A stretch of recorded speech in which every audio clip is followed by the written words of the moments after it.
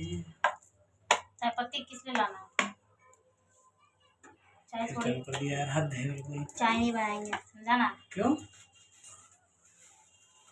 चाय के लिए मिर्ची घुसेड़ देंगे, समझा ना? पिछवाड़े में कहाँ जा रहे? इधर आओ।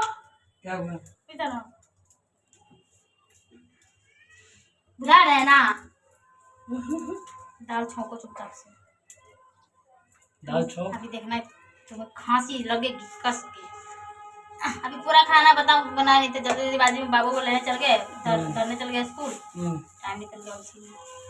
क्यों? आज तो थक गए एकदम, लेट गया। तो चलो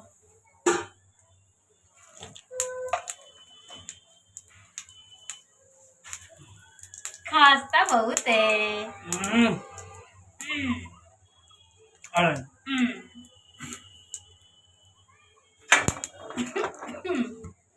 अपन सांस बंद कर लिया।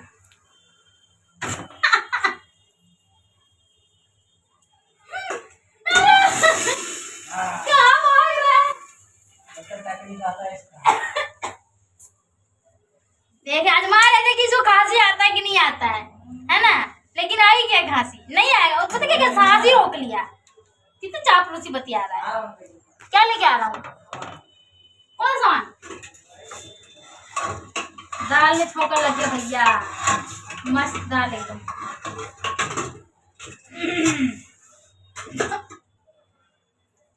दाल एकदम फर्स्ट क्लास है।